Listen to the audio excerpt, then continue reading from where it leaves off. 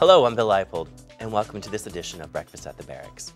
Joining me today is David Finegold, Dean of the School of Management and Labor Relations at Rutgers New Brunswick. David, welcome to the show. It's great to be here. Thanks for having me. I want to jump into some of your research at this point, because and you do research around the idea of skill development systems. Can you kind of give us a sense of what that is? Sure. You know, in today's knowledge economy, more and more of individuals' life chances are determined by the education and training, the skills that they build, because that's really what they have to sell in the labor market, what employers want. And you know, so what I've been looking at is the way whole countries organize their education and training systems and how that's linked to economic performance. I started out in Britain, then I've looked at high-skill clusters around the world and what makes them successful, and then most recently looking at China and India, which together will be accounting for over a third of the whole world's workforce in the 21st century. And we know almost nothing in the West about what's actually happening with the dramatic changes in their skill system. So with one of our professors, Mingwei Liu, we've been studying their big efforts to reform their system and the impact that might have for the U.S. Let's talk about the U.S. context first before we jump to China and India, because I think this will help our viewers understand the context. So traditionally in the U.S., if we're looking at industrialized nation, we're looking at things that may have evolved from farming to industrial revolution in terms of working in factories, to knowledge management in terms of education and teaching, to now the tech sector in terms of looking and developing pretty far-reaching technical advances. What other skill sets are really, are they the systems that are in place, or am I missing some things? No, I mean, certainly those trends you're outlining are really important. And, you know, one thing your viewers may have seen recently is Watson winning on Jeopardy, right? Beating some of the smartest people out there. And so one of the really challenging things we're thinking about is, you know, what's going to be the next waves of innovation? How's that going to replace work? There are some estimates that 60% of all of the jobs currently being done in the U.S. economy could be better done by machines, robots, artificial intelligence by 2030. So think about the employment challenges we have now. Think what that might look like a couple of decades from now if we aren't really preparing people to innovate. Because the fact is, in the U.S., with the highest standard of living in the world, we're not going to outcompete countries on labor costs. We need to prepare people to compete effectively in the global economy with high levels of education and training and what some people are calling deeper learning skills. So critical thinking, problem solving, the ability to work in cross-functional and cross-cultural teams. We have some great advantages here in the U.S. around that because of the diversity of our population, but we don't necessarily do the best job we could in preparing our young people to work in that economy. It sounds to me like kind of what you're talking about in some ways is something that evolves more in a master's program or a second or third year of an undergraduate program. And sometimes it doesn't always involve how we do high school, elementary education, or even how we're doing at this particular point workforce development in terms of how we're doing some of that integration, because it seems as though there's a lapse sometimes in terms of the jobs that we lost and where the new skill set should be. And no question, we clearly need to be doing it at the master's and the graduate level, but I would argue we need to push this as far down in the education system as we can, even into preschool. Any parent out there knows that, you know, kids are like learning sponges when they first come out. They want to learn everything. And then a lot of the way we've organized our system doesn't then necessarily encourage them to really pursue it and go. I think, you know, I've worked with some of the best high schools here in New Jersey. You go to a place like the Bergen Academy or Biotech High School, and there they have kids doing original research, publishing journal articles, patenting things, and creating their own companies. So, you know, I think it's possible. We could expect a lot more from young people, but we don't necessarily set up our system to really enable and expect that of them. And yet we have to if we want to stay on the cutting edge. Well, that's kind of a great bridge back to the idea of China and India. Sure.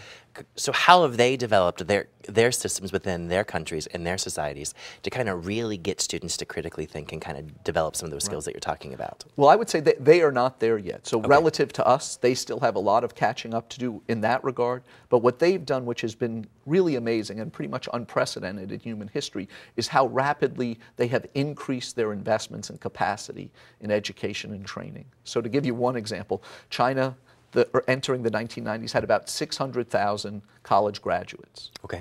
You know, which is a pretty big number, but when you think they have over 1 billion people, not a very high percent of the population. Today, it's over 5 million.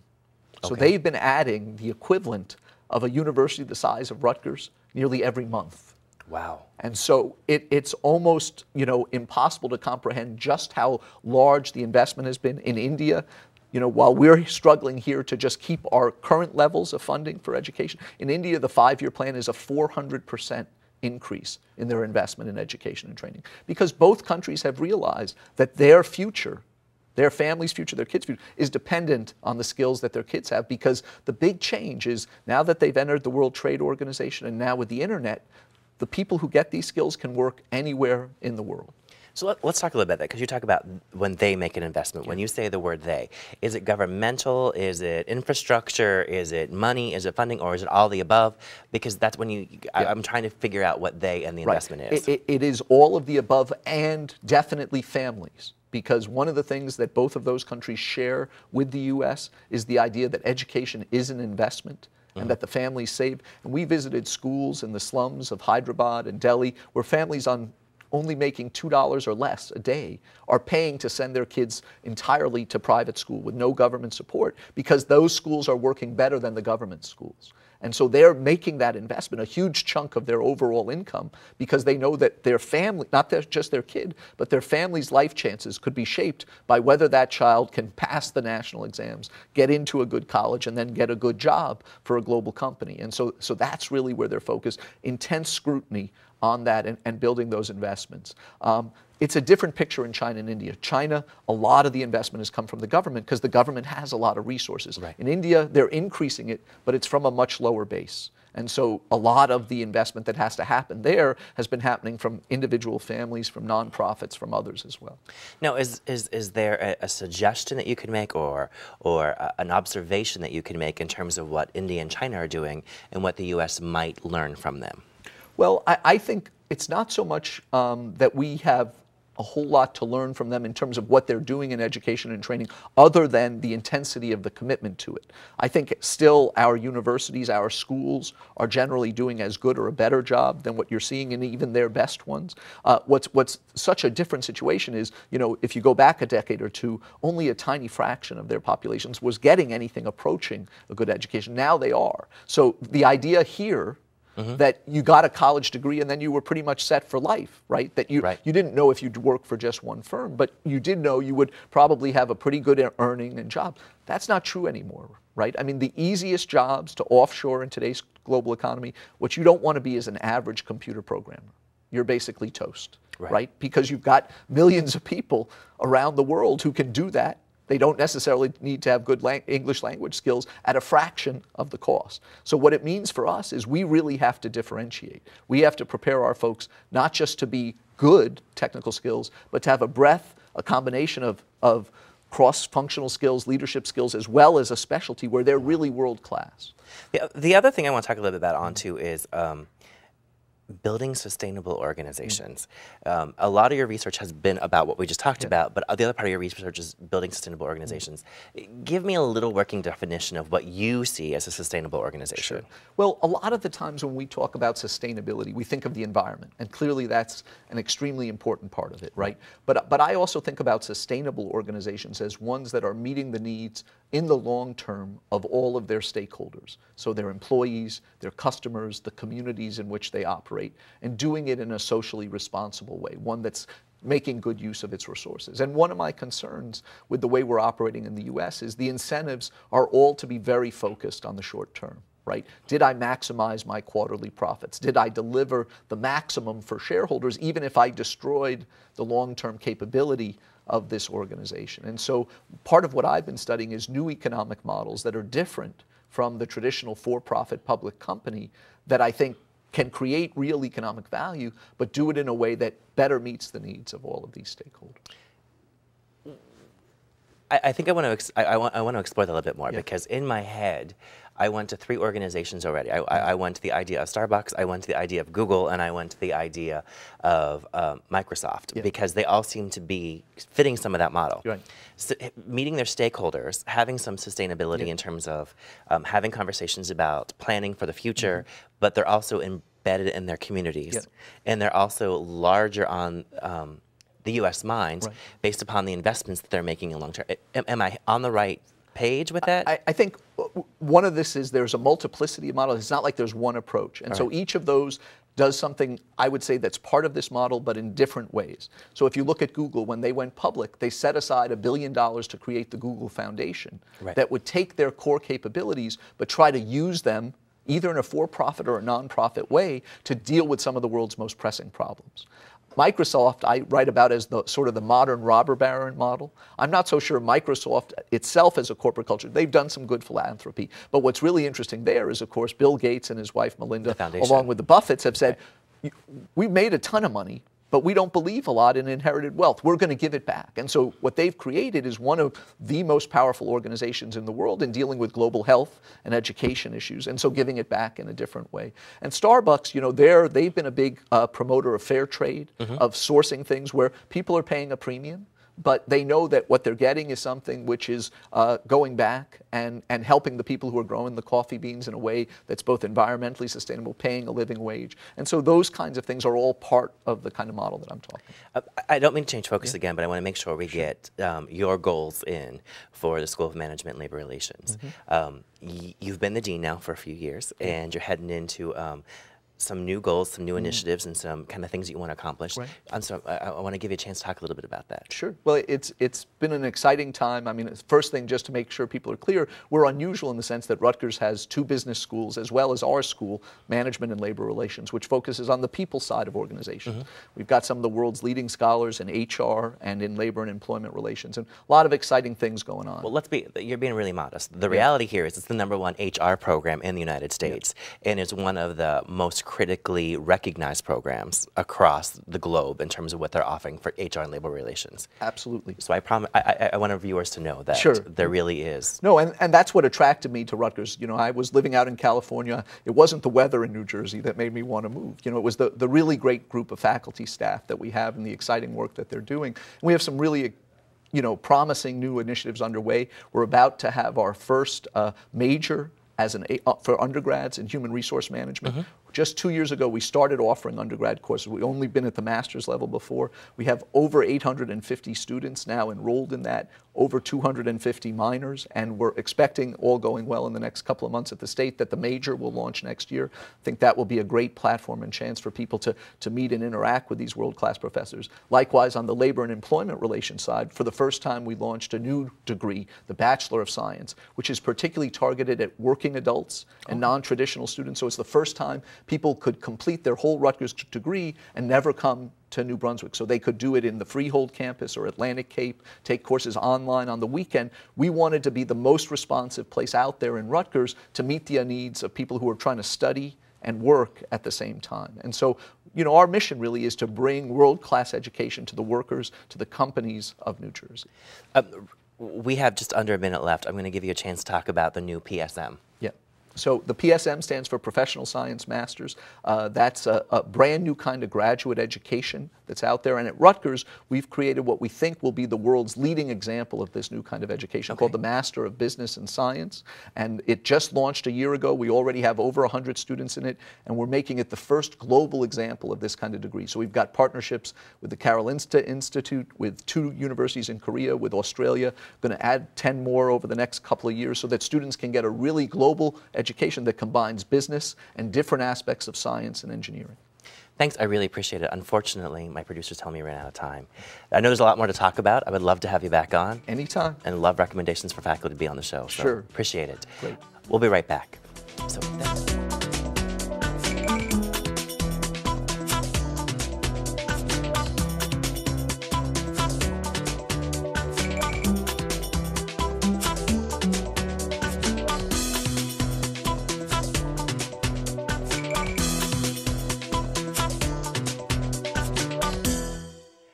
Welcome back. Joining me is Anastasia Mann, Director of the Program on Immigration and Democracy at the Eagleton Institute of Politics at Rutgers New Brunswick. Anastasia, welcome to the show. Thanks so much. Thank you for having me. Oh, no problem. You're currently the Director for a Program on Immigration and Democracy. That's correct. So why don't you talk a little bit about what the program is about, its goals and its mission? Sure. So the program got started in 2007. And the impetus really was that people at Eagleton looked around and saw that the changing composition of New Jersey, which was really quite in sync with the changing composition of the country in general, realized that there were a lot of opportunities and challenges that needed to be studied and addressed and better understood. And so the mission of the project is really to do research, so to bring new data to these questions, because as we all know, they're questions that people get very heated about. But our goal is to bring in the factual information so that people can better understand who lives here, what they offer the state in terms of skills and culture and new perspectives, and to present some of the opportunities and the challenges that So let's go talk, you talked about the data, and you talked about who lives here. Sure. So can you kind of give us a snapshot of the data that's coming in and kind of what you're talking about? I think folks do understand New Jersey is a little diverse, but I don't think they understand some of the data that you might be so familiar with. Yeah. Well, I mean, arguably, New Jersey is really the best state in the union to be studying immigration, because we have the most diverse immigrant population of any state in America. The top 3 groups of immigrants come from India, the Philippines, and Mexico. So about 10% of the foreign-born in New Jersey come from India, and then there are smaller percentages from Mexico and the Philippines. But by and large, there are about 45% of the foreign-born population is from Latin America. And another 20% is still European. Those tend to be older immigrants.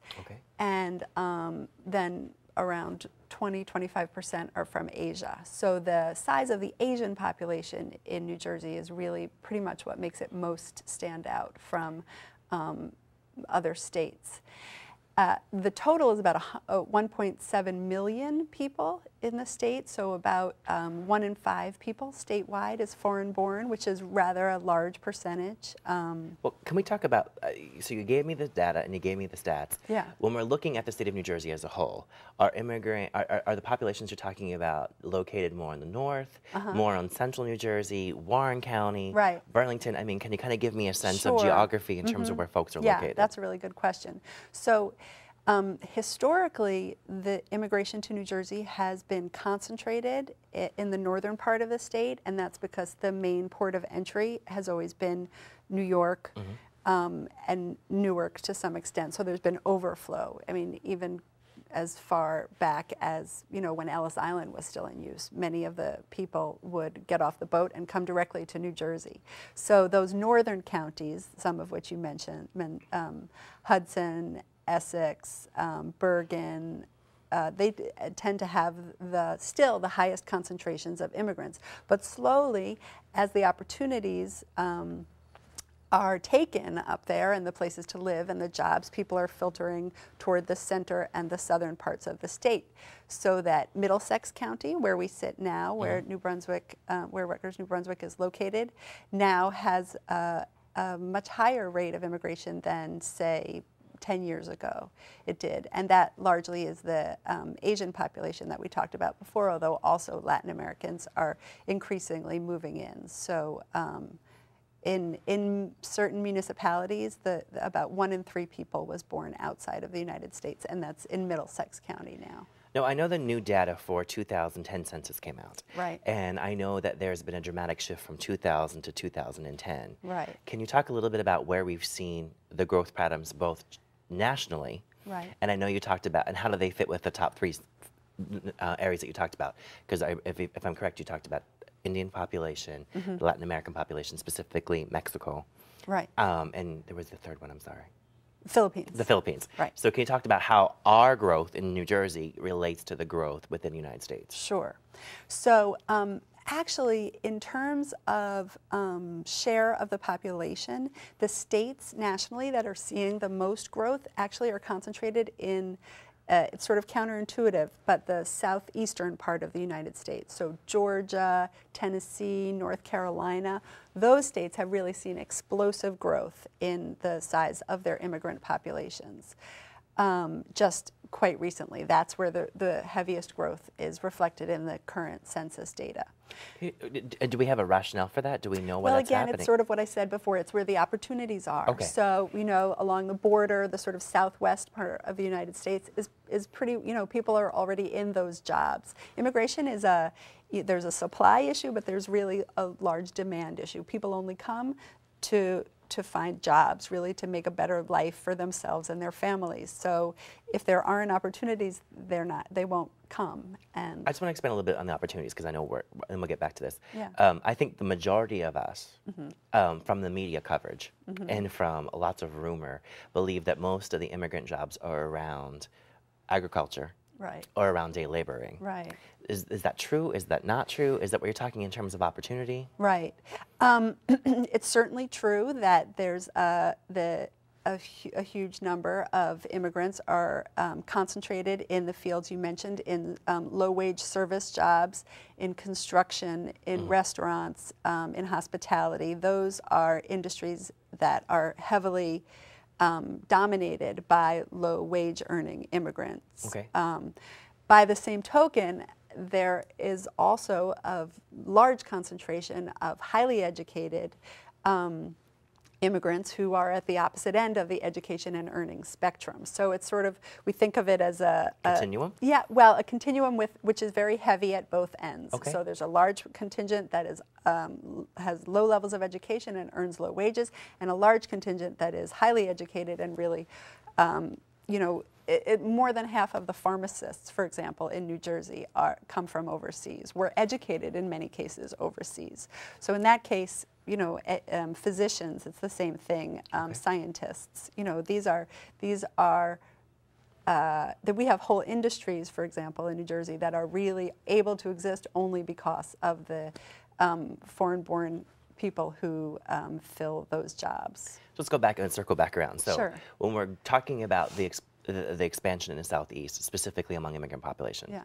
is it for folks who are doing, is it a balance of the high wage earners and the low wage earners? And because it's a large university population down there, along with economic growth, Right. in terms of higher industry and higher tech skills. So you're talking about outside New Jersey now? Yeah. Well, so my mind goes to, say, the North Carolina kind of research park there. So within spitting distance of that high-tech corridor where, all kinds of amazing developments around pharmaceuticals and medical technology are happening, very much thanks to a foreign-born population that's there, of scientists who've been trained elsewhere. Very nearby are gigantic, say, egg farms, where it's a population that is some of which is undocumented, and some of which is documented, but all of which is low wage earning. One of the things I want to talk about is you've done a lot of panels and a lot of conversation and a lot of writing on the idea of higher education and immigration. Right. Can you talk a little bit about your research and your conversations that you've been having around that area? Sure, yeah. So this is a topic that's really gotten a lot of attention lately as part mostly of a conversation about comprehensive immigration reform. So we know there are about 11 million undocumented people in the United States at present, and we know that this is leading to outcomes that are not positive in many respects.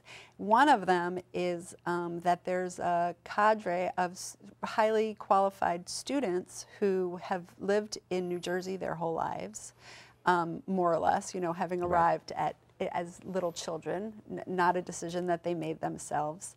And when they graduate from high school and go to apply to college, many of them discover that they don't have papers to be in this country, and that they have to pay an out-of-state tuition rate, where their only hope really of attending college is to pay an in-state or in-county rate. So they're really paying the higher. They're not eligible for financial aid. That's true. They're not eligible for Pell Grants. Right. We have students who are have to pay cash. Right. For the most part, and at the higher end of the tuition spectrum. Yeah. And the research really turns out the fact that the whole argument for offering a lower tuition rate to state residents is based on tax. So the idea that, you know, these are families in general, New Jersey families, that have supported these institutions through through paying taxes through the life course. And what we've turned out is that these families, even though undocumented, according, you know, at the federal level, are paying taxes. So whether it's sales tax, which everybody pays on all the purchases that they make, property tax, which we know is extremely high in this state. If these people are not property owners, which many of them are not, then that gets folded into their rent payments. So we have 30 seconds left. Oh. I know it went really fast. We want to be able to make sure we're talking about your upcoming event. Right. But before we get to that, I want to make sure that our viewers have a way of getting to you. Okay. So what's your website, or how can I get in contact with you?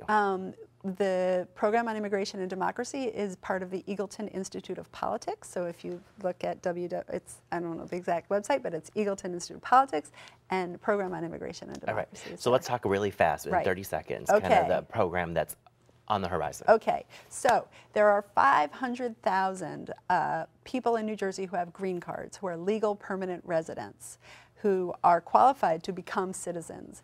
And what we want to do, taking cues from our friends at the City University of New York, who have been running a similar program for over a decade, is to make it possible for those people to file the application and take the necessary steps to take the step to become citizens, because we know that our polity will be stronger when immigrants are brought in as full voters and full tax-paying citizens. So you're creating the pathway for them, Exactly. and you're going that, and you're offering the opportunity to make that And it happen. turns out that there are 5,000 Rutgers students who are green card holders. So it's kind of working with them. This is for them, their friends, their family, their neighbors, whole communities.